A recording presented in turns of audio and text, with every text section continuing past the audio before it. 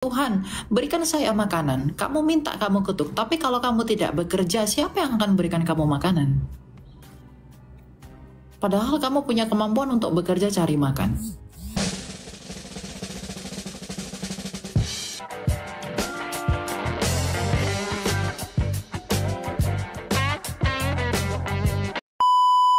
Itu saya tadi mendengarkan pertanyaan dari adik dari Toraja ya berkaitan dengan darah.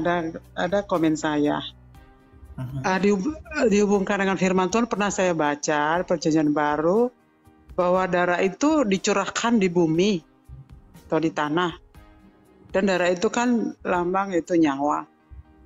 Dan kedua dihubungkan dengan logika saja, yang kita konsumsi itu makanan dan minum berupa makanan yang padat, 4 sehat 5 sempurna, dan minum yang sudah kita ketahui. Dan darah itu apakah termasuk air? Darah itu beda kan, tubuh kita ini juga terdiri dari apa? Ada air dan darah, ya kan?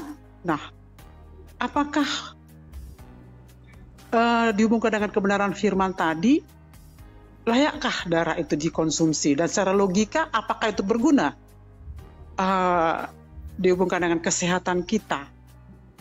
Nah itu sih kalau dihubungkan dengan firman dan pikiran yang sehat ya. Saya juga dari latar belakang yang pernah memang saya suku Batak. Tapi kembali lagi dihubungkan dengan kebenaran firman yang utama. Ya, bahwa darah itu nyawa dan darah itu dicurahkan ke tanah atau ke bumi. Demikian deh, mohon tanggapan. Ya nggak apa-apa, itu pandangan Anda, saya menghargai itu. Tapi tetap kita berpacu kepada Markus 7 ayat 15. Apapun dari luar yang masuk ke dalam seseorang tidak dapat menajiskannya. Tetapi apa yang keluar dari seseorang itulah yang menajiskannya. Ya, jadi Anda berpendapat ini begini, terserah, saya menghargai itu.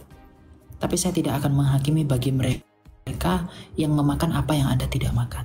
Karena kerajaan Allah bukan tentang makanan dan minuman. Seperti ucapan Tuhan Yesus. Gitu. Ya. Benar. Firmannya, kita kembali pada firman. Dicurahkan. Coba. Tidak perlu berdebat dengan saya, Anda turun saja.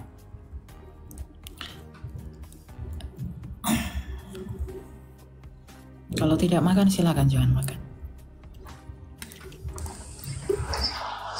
Shalom Kak. Nggak, shalom.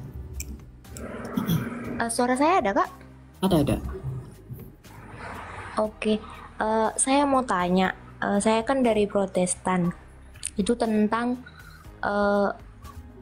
orang-orang yang sering kayak aksi dana itu berjualan di depan gereja kayak gitu Bang.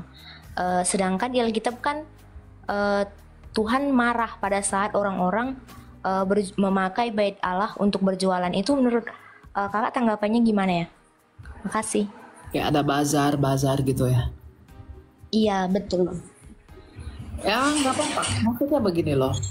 Kan konteks ketika Tuhan Yesus memarah bahwa bait Allah dijadikan tempat berjualan, bahwa memang bait Allah itu jadi seperti pasar, digantikan fungsi daerah Serambi itu menjadi tempat berjualan. Itu nggak bisa. Tapi kalau hanya pada momen tertentu dan itu tidak mengganggu liturgi gereja atau ibadah dalam gereja yang tujuannya juga untuk pembangunan gereja karena memang orang-orang itu banyak di dalam gereja, ya tidak masalah. Kan motivasinya dan tujuannya apa dulu di sana? Ya kalau kemudian itu gereja, lalu kamu masukkan orang di sana jualan dari tempat manapun kamu buat di depan gereja, jualan, pasang tenannya masing-masing. Terus-terusan, ya itu nggak bisa, karena itu wilayah gereja. Ya, tetapi kalau kemudian pada momen tertentu digunakan wilayah atau area gereja itu tempat menggalang dana atau cari duit lah untuk kepentingan gereja, ya nggak apa-apa, asalkan jangan digunakan sebagai wadah atau tempat berjualan yang terus-menerus, itu nggak bisa. Jadi kita harus melihat Tuhan Yesus tuh marah tuh karena apa? Gitu. Karena memang bait Allah itu dijadikan tempat jualan. Mereka buat kandang di sana, burung-burung diletakkan di sana, kan jadi kotor itu tempat. Yang itu yang ya, di mana bait Allah itu tempat yang tempat yang baik, tempat yang kudus, malah dikotori dengan cara yang seperti itu, nggak bisa. Gitu. Jadi berhikmat lah dalam pengertian begini, lihat konteksnya apa. Gitu. Kalau hanya mau cari dana pada momen tertentu, lalu semua diatur dengan baik, tidak mengganggu liturgi gereja, tidak mengganggu ibadah, ya tidak masalah. Gitu. Ya. Ya, makasih ya Bang. Oke, ya. Shalom. Salam.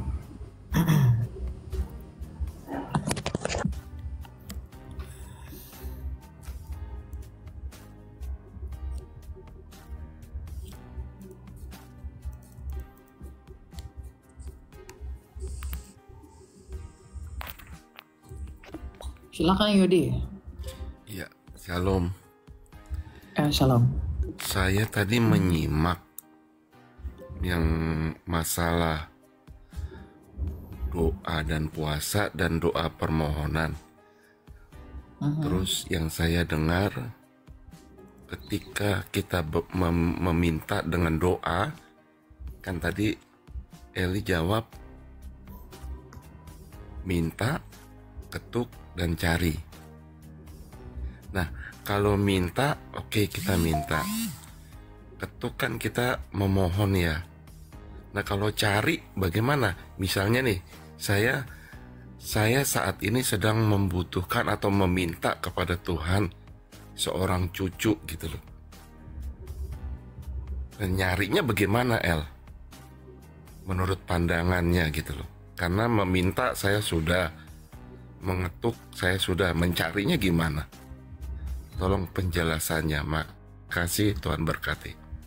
Ya carinya di dalam iman.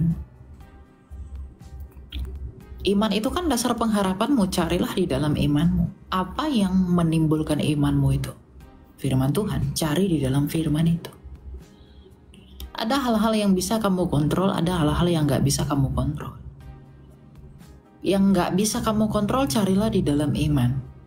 Tapi yang bisa kamu cari, yang di dalam kontrolmu, kamu minta sama Tuhan, Tuhan berikan saya makanan. Kamu minta, kamu ketuk. Tapi kalau kamu tidak bekerja, siapa yang akan berikan kamu makanan? Padahal kamu punya kemampuan untuk bekerja cari makan. Tuhan berikan saya air. Kalau kamu tidak bergerak ambil air, kamu tetap akan kehausan. Jadi ada hal-hal yang memang harus kamu cari dengan tindakanmu di dalam kontrolmu. Tapi ada juga hal-hal yang nggak bisa. Kalau hal-hal yang nggak bisa itu, maka apa yang bekerja? Iman kita yang bekerja. Sama seperti imannya Yesaya, dia tidak bisa mencari atau membuktikan bahwa bumi itu bulat. Tetapi dia percaya, dan pada akhirnya Yesaya berbahagia karena imannya itu benar. Karena iman itu bukti dari apa yang tidak kita lihat dan dasar dari apa pengharapan kita. Itu yang terpenting. Jadi hal-hal yang memang yang sepertinya mustahil kamu capai, maka carilah di dalam iman. Kalau begitu, untuk apa iman itu ada? Bukankah iman itu dasar dari pengharapan orang percaya? Gitu. Ya. Oke, terima kasih, Tuhan berkati ya. Ya. God bless ya, jangan berhenti berdoa.